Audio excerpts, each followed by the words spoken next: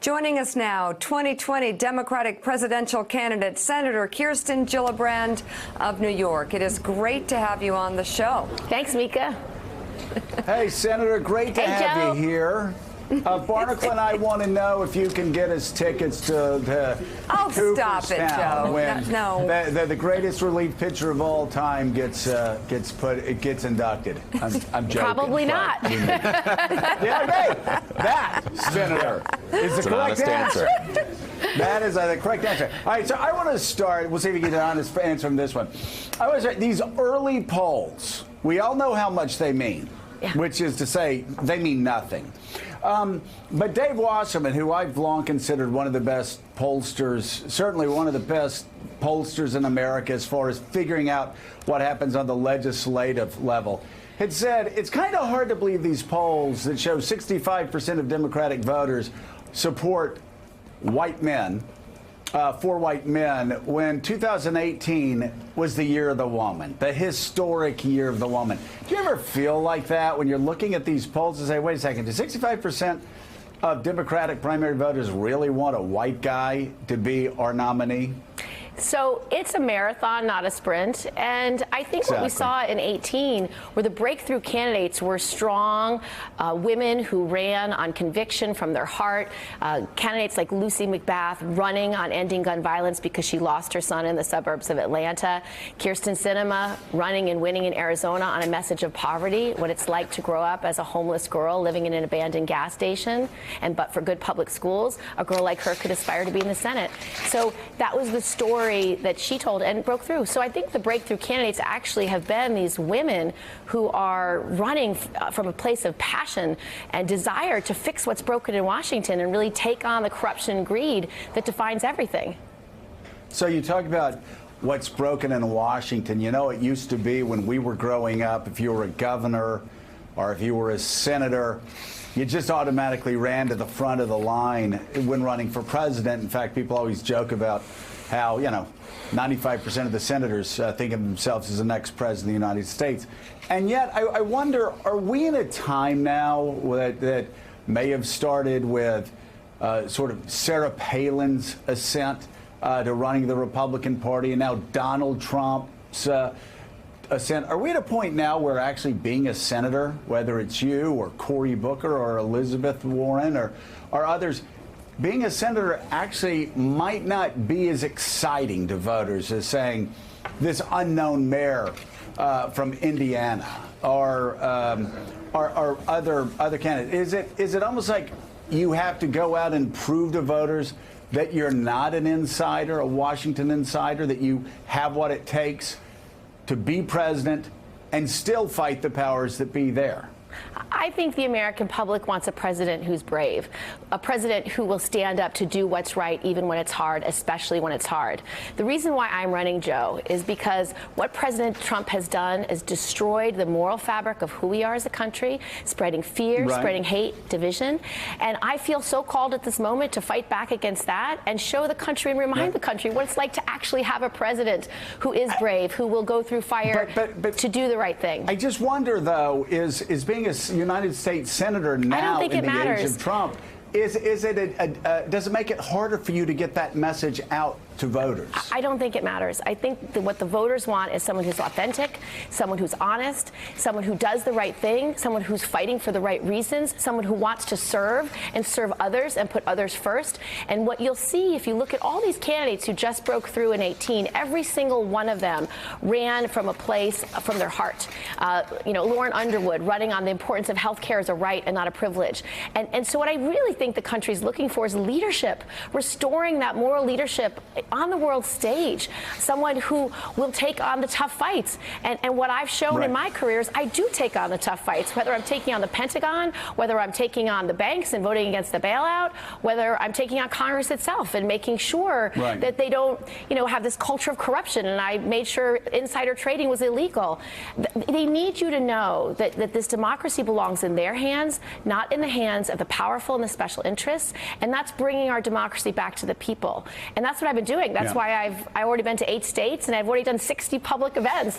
I'm really in the communities, and I think that's what it's going to take to win. It's not about who you are, your bio, where you were born. It's literally about, do you have the heart of service to put others before yourself? And that is not what we have in President Trump. He's one of the most self-centered, bullying people who punches down, who's a coward. He doesn't stand up for what's right. So it's interesting. I was talking to a Democratic activist a couple weeks ago, and we were talking about your campaign, and we were talking about the fact that you had been a congresswoman in a more conservative area, and some of your positions had changed. And I had asked him if he thought that was going to be a problem, and he said, no, actually, that's not a problem at all. He said, in fact, when I was recruiting candidates, the question that I always asked at the end was, name one position that you have taken that your most hardcore supporters would disagree with and would be surprised by. And he said, I actually saw that as a strength because it showed that people weren't just blindly following an ideological agenda. I know that you've moved on issues. We've all moved on issues. I mean, I've moved on issues through the years myself. But can you name an issue that you hold today that a lot of your supporters would disagree with, that shows that you don't just follow blindly the party line? Well, I've never followed the party line, and I always do what's right. And I can give you an example. When I ran for Congress in 2006, I ran in a 2-to-1 Republican district. It was a red district. I won it twice, the second time by a 24-point margin. When I started my campaign, I was advocating to get out of Iraq because I thought from a national security perspective, that mission was not going to result in ending terrorism or subverting terrorism in the region. So I wanted troops to be redeployed to different missions. When I started running that campaign, only 30% of the district was for getting out of Iraq because it was a very Republican district. By election day, 70% were for getting out of Iraq. So that's where you choose to lead. So you do what's right. What about now? What about in this campaign? What's a good example of a position that you have in this campaign that your Democratic base would disagree with? No, the Democratic base would disagree with. I'm not sure, Chris. I think what the Democratic base is looking for is bold ideas. And they might not agree with all of my bold ideas and how I want to get there, because I might not talk about it in the same way that their favorite candidate talks about it, for example. So one of my big ideas is this. Why not run on national public service, asking every young person in this country to commit a year of public service in exchange for 2 years free of community college or state school? Or if you're willing to do 2 years of public service, you get 4 years of public schooling through community colleges, state schools, or other job training.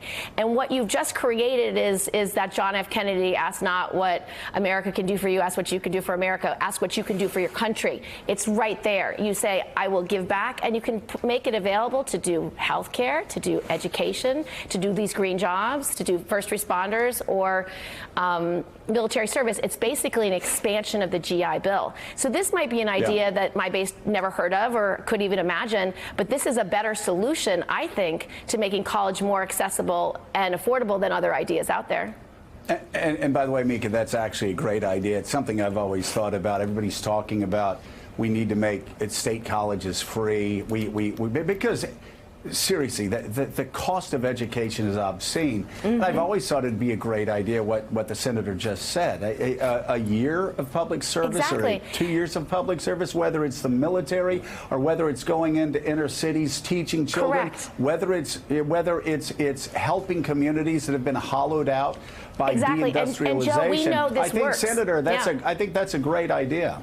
Yeah, and it works because we have not-for-profits like AmeriCorps doing it right now, where they're helping homebound seniors or helping kids with after-school help or being big brothers or helping kids in communities get access to STEM fields. You can expand this, and if you make it part of this green jobs idea, you're also going to make sure kids have access to the STEM fields earlier.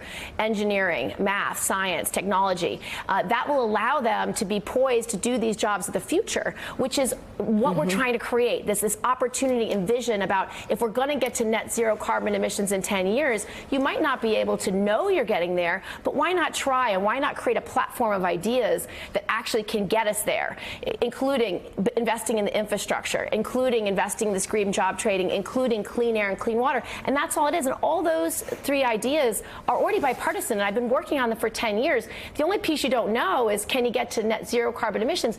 But just when John F. Kennedy said, I want to put a man on the moon in 10 years, he didn't know he could get there. He just knew you should aspire to it as a way to measure how strong we are as a nation. How competitive are we? How excellent are our engineers and entrepreneurs? I would take that challenge. We can do anything.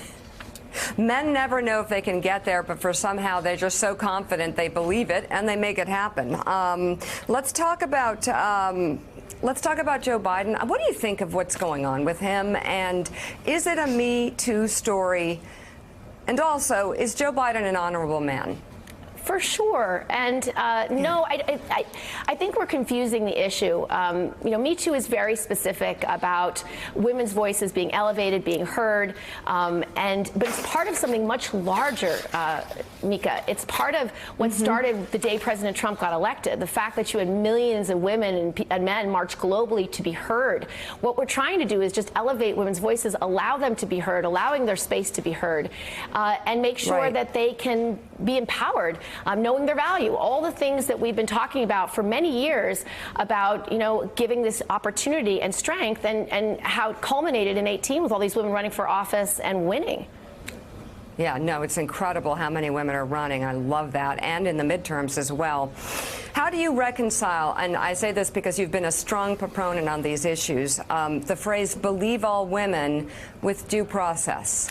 So the reason when someone comes into the police station and said, someone just stole my car, you don't say, oh, wow, that's what you were wearing? You really smell like you've been drinking. Because that's what happens to someone who's been assaulted. Like, they come in and say, I was raped, and then look at them. By the way, she sounds like that. What you just said there, it sounds like an argument that, like, my 15-year-old daughter, when she's talking to people. That sounds like you lifted that straight from Kaplan. Go ahead. So the point that, and let's be really clear, the point about Believe Women is so that they can come forward, tell their story, tell their truth. And if it's an allegation of criminal activity, it's so that an investigation can happen. Then the investigation happens, then you determine whether there's facts and evidence, and then they decide whether to prosecute. So it's the beginning sentence, because so many women are dismissed, demeaned, disbelieved from the beginning. So the concept is not that you've already decided innocent and guilt. That's not what it's about. It's about take the first step to do the investigation. If an allegation is being made of a crime or something that needs to be fully investigated. So it's the beginning of a conversation, not the end. That's the difference. I know. And then we have sort of like this Biden story where it's being completely conflated with Me Too. And Vice President Biden has said he understands. He says he gets it. He says he's going to change his behavior. Right. And that's important. But there's no reason why women can't tell their truth and their value and what's happened to them. You can always make space for that. When Vice President Biden decides to run, which I assume he will, he'll have plenty of time to tell the voters, where he's coming from and his perspective. That's something for him to do. But for the rest of us, we can talk about the differences, and we can talk about this larger moment we're in. But the truth is, Mika, it's really about just allowing women to have a space to be heard and to be valued in all things. And you can have both. You can have both conversations. You just have to be clear about what's what. So is there still a conversation to be had, though, about what exactly we want from men who need to change? Biden has said he needs to change. He's going to change. That's on the issue of personal space, not sexual harassment or sexual assault. It's a personal space issue. For example, would you be open to Al Franken running for office again? Senator Franken can do whatever he wants. There's always space for humility. There's always space for forgiveness. That's what our American story is about. We believe in redemption in this country.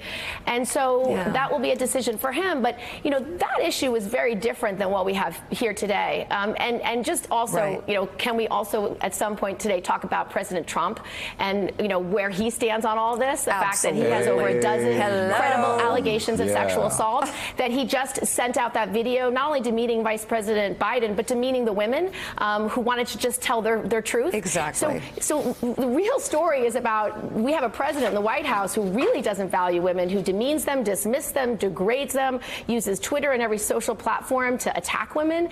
And then he's taken this story, and now he's not only, attacking Vice President Biden, but he's attacking the women in the same go. So he's really at the root of this, just the conversation this country must have about, what do we expect of our leaders? That we do expect them to be the best and to be as best as they can be. And when they're not, having the humility to say, I was wrong, I will learn, and I will be better. And then having that space for a much broader conversation. Senator, there's a list, as you know well, in this campaign of sort of litmus test questions and issues that candidates are being asked. So I'm just going to run through a few of them with you. You've talked about making full employment a national priority.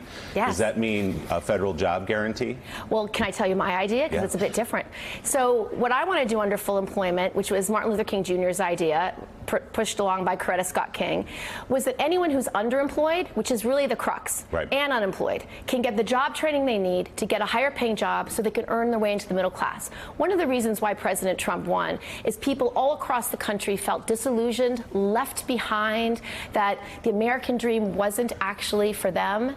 And what I've heard by travel, because when Trump won, I traveled New York and I listened really hard about what was going on, because upstate New York was red on election day, so were parts of Long Island. It was a very red state. Hillary won the popular vote, of course, but there was a lot of people who voted for Trump, and so they feel like they have no way to get there. And so I recognized really early that we're already doing this important work in our community colleges, in our state schools, in our apprenticeship programs, and in our not-for-profits, and I'll give you one example, okay? So Perscola, a not-for-profit in the Bronx, said a lot of young people don't have access to STEM. So they went to every tech company in New York City and said, what jobs are open, what skills are needed? And then they built that coursework. So computer engineering, building, fixing computers, cybersecurity, and coding. They've already trained to place 800 workers. So I think the federal government should actually decide, and we need a president to do this, which is why I'm running, to have the vision, the strong enough vision to say, underemployment's our problem. We got to go right at the heart of why people feel so disillusioned, and then offer this training, no matter what, to anyone who feels underemployed or unemployed. So it's federal training, not a federal guarantee of it. And it becomes a guarantee because you're guaranteeing the training into a job. Okay. So it's not, the frame is very different. What people want, give a man a fish, you feed him for the day. Give a man a fishing rod, you feed him for life. Teach him to fish, you feed him for life. That's it. So you're giving them the skills to keep moving up in their employment, because the truth is, underemployment is about not letting workers get to their fullest economic potential. Right. It's about realizing the full potential of our workforce. So we know you support Medicare for all. You support Bernie Sanders' bill there. What about eliminating the Electoral College? Yeah, I support eliminating the Electoral College, but let me tell you my view on health care. Okay. May I? So the bill that Bernie wrote, I got to write a part of it, which is the buy-in, which is actually what I ran on. Back to your point, Joe, in my 2-to-1 Republican district that I won twice, and running on things that your district might not be ready for. Well, when I traveled my district and asked, what's your biggest worry? They said, I can't afford health care. That was before Obamacare, before the Affordable Care Act, when they were dropping coverage because of pre-existing conditions, which is now going to happen now because President Trump has unwound all the protections and is now litigating it. So let people buy in at a price they can afford, create competition in the market. So that's the part of the bill I was able to work on, a buy-in. I think something like 4% of income or 5% of income works. You match it with your employer. You let everyone buy in over a 4-year, the bill says 4-year transition period. I think within 4 or 5 years, 90% of America will make this choice because it will be less expensive, higher quality, and it will be a continuum of care that makes sense. So you'd have to raise taxes to pay for it? No. Not at all. People buy in. There's difference. It's not about taxes. So you wouldn't raise taxes at all to pay for health care? Certainly not in the middle class. You would say you're going to buy in just like you buy into your Social Security, so it's an earned benefit, so it's yours. You're buying into the health care that you own forever. So instead of buying into an insurance company, you're just buying in right to the health care system. So you're just choosing where your money's going, and it's less expensive. One number cruncher said, if you did it this way, we would pay 1/3 of the amount of money that we pay today for health care. Okay, so you support eliminating the Electoral College. What about abolishing ICE? So ICE is, yes. Can I say what I'm for? Okay, because it's not exactly abolish ICE. ICE has 2 functions, okay? One function started in 2003 with the mission of ending terrorism. It was a terrorism function. There's two functions. There's the anti-terrorism function, which is Homeland Security initiatives, and then there's Homeland Security investigations, and then there's enforcement and removal. Right. Two separate. This part is the part that President Trump's putting all the money into, that he is spending on for-profit prisons, tearing families apart at the border, harming people who need our help. That has to end. That piece goes back to the Department of Justice. It should never have been a Homeland Security in the first place, because that's not the national security piece. The national security piece of immigration is it's HSI. It's what 19 ICE agents wrote to the Secretary of Homeland Security and said, you need to get rid of ICE. You need to get rid of the name, and we need our own budget and our own agency, because all the money is being diverted for enforcement and removal. So the part of ICE that's going to survive under Homeland Security is the cross-border terrorism, human trafficking, gun trafficking, and drug trafficking. That piece should be fully funded. It needs a new name, because 19 ICE agents said I can't use the name because they've been so reputationally destroyed. Local law enforcement won't work with them. So get rid of the name. It doesn't work here. Fund your Homeland Security functions, which is anti-terrorism. And then the immigration stuff should be absolutely removed. It should be put back in the Department of Justice. And you need two fundamental changes. You need real immigration judges, which we don't have now. They're just literally appointed by the Attorney General, and if he doesn't want refugee seekers, they're not going to be able to do the job. So real immigration judges, and two, they get lawyers when they come across the border seeking asylum, and we have a proper, humane asylum program. Senator, you listed several elements you'd like to see in the next president of the United States: authentic, honest, someone who wants to serve and provide moral leadership. Yeah. With the Niagara of stories that have surrounded the vice president, the former vice president, over the past 10 days, it seems to me that the middle left of the Democratic Party is on the verge of so demonizing one individual for being a normal human being. Do you worry about this?